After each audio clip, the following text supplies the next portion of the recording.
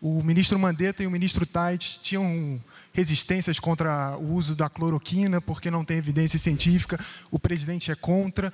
Como é que a gente dá para dizer que o presidente realmente está respeitando a ciência se ele não está ouvindo os ministros que foram indicados por ele, escolhidos de forma técnica por ele? E para complementar, ministro Braga Neto, o senhor citou que o Brasil tem uma das menores taxas por milhão de habitantes de mortos e disse que isso é resultado das medidas que foram adotadas. Eu queria saber, na opinião do senhor, quais medidas foram essas e se as medidas de isolamento estão entre as medidas que reduziram as mortes. Porque o presidente já disse que, na opinião dele, essas medidas não achataram a curva, não tiveram nenhum resultado para diminuir as mortes. Obrigado. Olha, me impressiona o foco, muitas vezes, de vocês. Vocês focam em melindres que tendo oportunidade de fazer perguntas mais esclarecedoras para o povo. Aquilo ali que foi mostrado foi para mostrar exatamente uma distorção de como a notícia é apresentada, que é mostrada à população, gerando um pânico, gerando problemas de violência doméstica, gerando problemas de depressão, gerando uma série de problemas. Tá? O presidente ele segue as medidas, o que o presidente é contra, tá? Ou se posiciona de uma maneira diferente, é exatamente dos excessos que são tomados. O presidente não é contra o isolamento, ele é contra aquele isolamento que vai prejudicar o emprego e vai gerar fome lá na frente. Esse é o problema. E vocês focam muitas vezes em coisas somente para poder ver. O presidente tocou o ministro. O importante não é trocar, como disse o ministro Guedes aqui agora, não é a questão de troca, a máquina não para. Agora, se o presidente trocar o ministério inteiro, tá, ou se mudar o rumo, aí sim nós vamos ter problema. Então, quando eu digo, nós seguimos as orientações, se você olhar a Organização Mundial da Saúde, ela já mudou a posição com relação à morte, porque já saiu pela Unicef que vai morrer mais criança no pós-pandemia do que morrendo agora. A nossa preocupação é essa, não é abandonar a vida, foi mostrado no vídeo agora para vocês, não é abandonar a vida, mas é não deixar com que lá na frente nós percamos vidas e vamos perder mais vidas ainda, porque vai ter fome, vai ter convulsão social, vai ter desemprego, não vai ter material na prateleira, é isso que nós estamos preocupados. Então tem que ter um balanço disso aí, não é focar se apertou a mão, não apertou a mão, se tirou a máscara, não tirou a máscara. O importante é eu não tirar a máscara aqui, nós entramos de máscara, estamos sem máscara, mas estamos mantendo um isolamento, né? Seguindo o protocolo. O protocolo da Anvisa não fala para andar de máscara o tempo inteiro. Ele diz se eu estou doente, eu não sei de cor todos eles, mas se eu estou doente, se eu estou em uma aglomeração, então quem está numa aglomeração tem que usar, né? Mas daqui a pouco vão falar, não, o ministro chegou, tirou uma máscara, botou a máscara na mesa. São focos menores. Vamos focar, vamos ser mais inteligentes. Por favor. Eu só queria completar, e os senhores, como eu disse, têm divulgado, o presidente respeita a ciência, mas ele tem vindo radicalismos. Vou dar um exemplo aqui, tem cidades que não tem mais casos, o Brasil é um continente, pessoal. Os casos mais graves estão em Manaus, São Paulo, tem cidades que não tem caso, o prefeito fechou tudo, o presidente até cita Eldorado Paulista, que ele é de lá, que não tem ninguém, é uma cidade pequena, e o prefeito fechou tudo. Então é questão de bom senso, o presidente nunca disse que não ia seguir o que foi dito, ele está usando máscara, ele segue. Agora, o radicalismo não está, tem cidades que querem abrir, uma cidade do estado que provou, que tomou as medidas. Quais são as medidas? Os senhores sabem, estão noticiando aí direto, é número de leitos, é UTI e tal, aí o cara quer abrir, ou o governador não deixa, ou vem a justiça, o Ministério Público diz que não pode abrir. E aí, como nós estamos dizendo aqui, vai faltar comida, vai dar problema. Não houve ainda, porque o governo, como disse o ministro Paulo Guedes, está bancando, está ajudando, mas é finito. Eu não sei, os jornalistas, que eu converso com alguns dos senhores, tiveram 25% de redução do salário. Então, daqui a pouco, os senhores vão ficar sem emprego. Não estou ameaçando, não, é o mercado. Abram o olho. E organizações grandes, não é jornalzinho de interior, não. Então o negócio é sério. Agora, na hora que começar a faltar comida para a gente que está noticiando, talvez vocês entendam que é bom ver os dois lados. Porque enquanto o cabra, por exemplo, está em casa, o salário dele pinga todo mês, que beleza, ele está em casa e as pessoas morrendo. Presidente, por favor, ele respeita. Agora, o ministro caiu. Ele, o ministro Paulo Guedes disse, quem foi eleito com quase 60 milhões de votos é o presidente da República. É ele que, amanhã ele me demite o Braga Neto, e aí? É democracia, faz parte da democracia.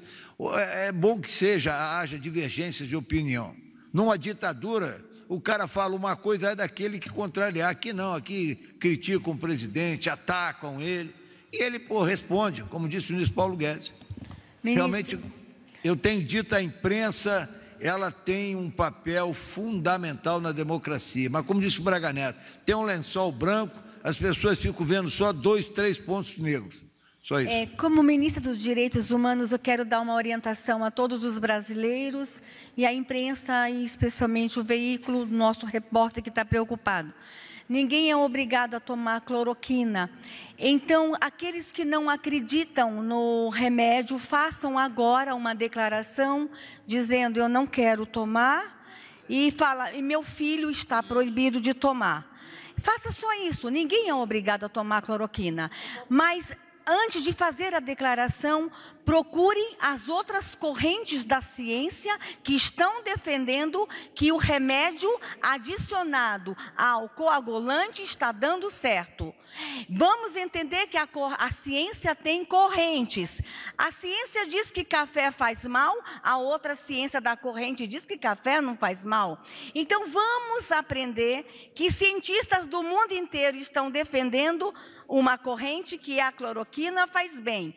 Então, está aí, ninguém é obrigado. Mas eu quero informar os senhores jornalistas que o Ministério de Direitos Humanos tem sido acionado o dia inteiro de brasileiros que querem ter o direito de escolher se tomam ou não tomam.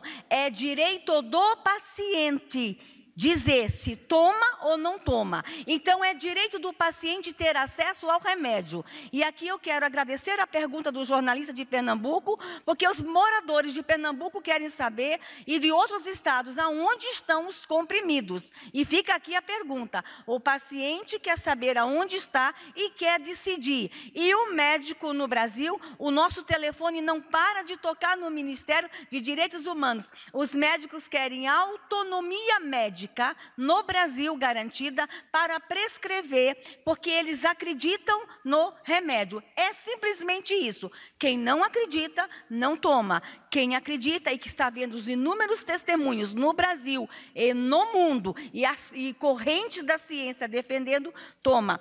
E é só isso, gente. É liberdade do paciente. É direitos humanos sendo garantido. E quero informar, ministros, que o ministro Nelson deixou o ministério por volta, se não me engano, de meio-dia, e deixou pronto o protocolo. Então, é sinal que ele não era contra. Me parece que está sendo publicado agora, no final da tarde, o protocolo. Então, é sinal que ele não era contra. Eu nem fui perguntado, porque não é o meu assunto, mas foi tocado um tema aí que eu acho importante, que é a liberdade, o respeito à diferença de opinião. Eu acho muito importante o seguinte: como eu não entendo de saúde, eu fico olhando, aí boto a máscara, fico em isolamento, mas aí sou chamado para trabalhar e venho, trabalho, volto, depois boto a máscara de novo. Quer dizer, lavo a mão, eu estou meio perdido no tiroteio da saúde, porque não é a minha especialidade, mas eu acho interessante a ideia de respeitar a opinião do outro. Então, por exemplo, se você não quer esse remédio, você diz que não quer. Da mesma forma, se você é um cidadão informado, saudável e quer sair de casa, é um direito seu sair de casa.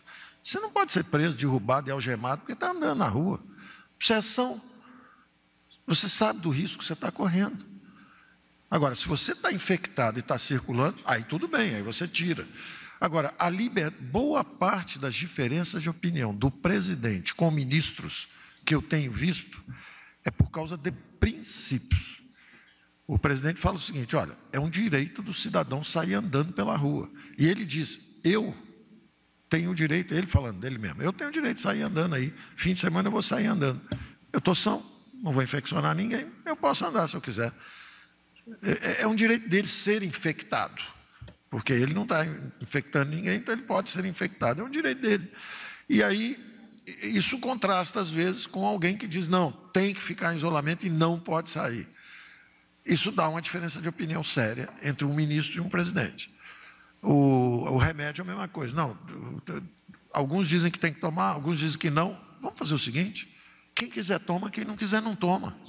Se a gente respeitar pelo menos a opinião do outro, quem sabe a gente não melhora.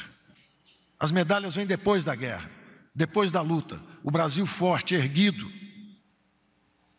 Nós vamos nos lembrar disso, vamos botar o quinquênio, o anuênio, o milênio, o eugênio, tudo que for preciso, mas não antes da batalha. Nós não podemos aproveitar um momento de fragilidade em que o Brasil cai na crise financeiramente. Levamos 1 ano e meio, a reconstrução de um país leva anos.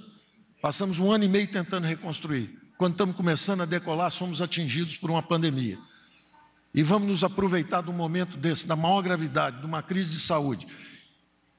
E vamos subir em cadáveres para fazer palanque? Vamos subir em cadáveres para arrancar recursos do governo? Isso é inaceitável. A população não vai aceitar. A população vai punir quem usar cadáveres como palanque. Então eu acho que nós, como brasileiros, temos que estar juntos, temos que atravessar essa primeira onda de saúde juntos, temos que estar juntos no esforço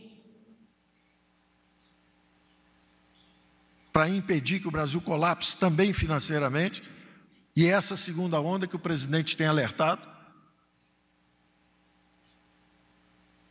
pode nos remeter a um país onde as prateleiras estão vazias.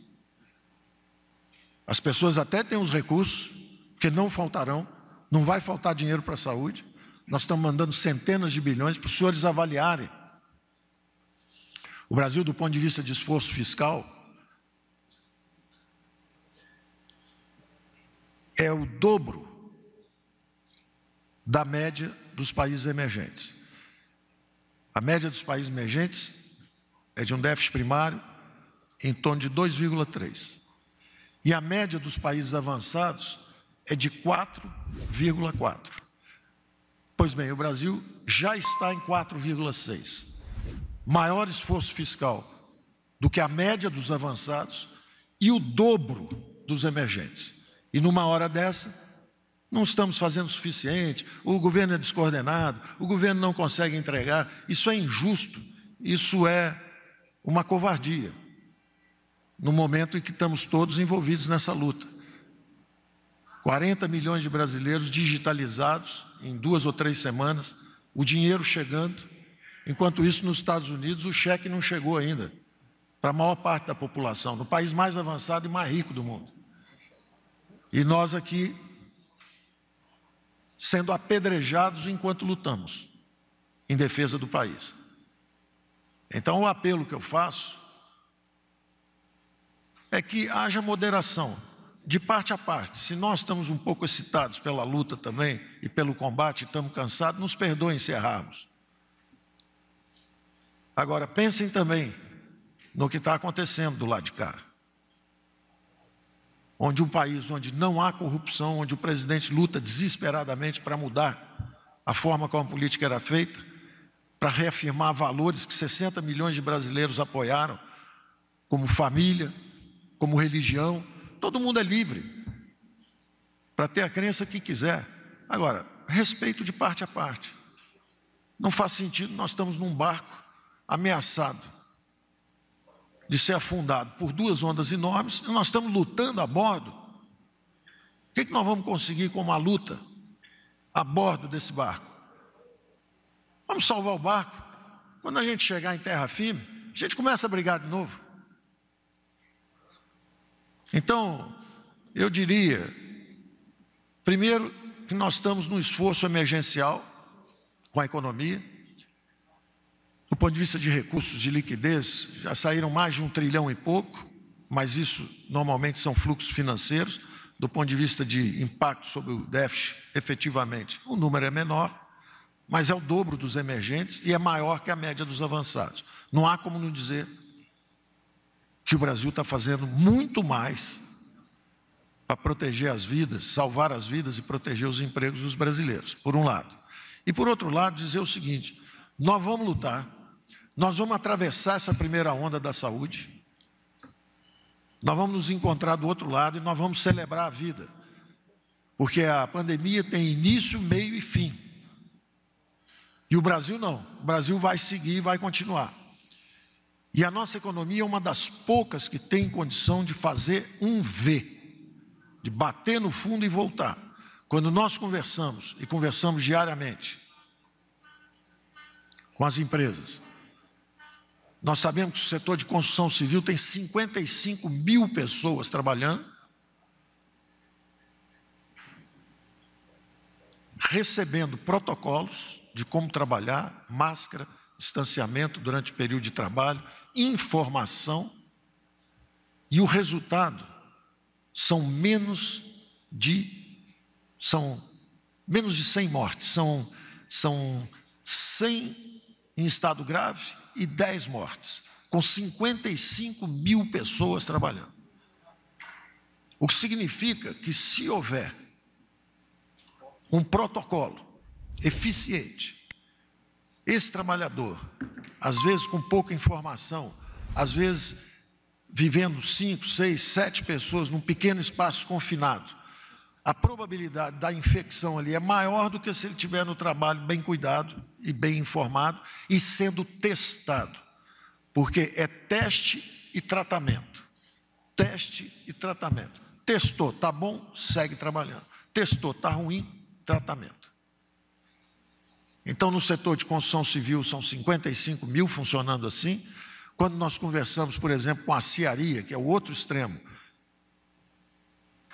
é alta intensidade de capital, pouco trabalhador, e eu perguntava sempre: como é que está o autoforno? Ah, já desligamos 6.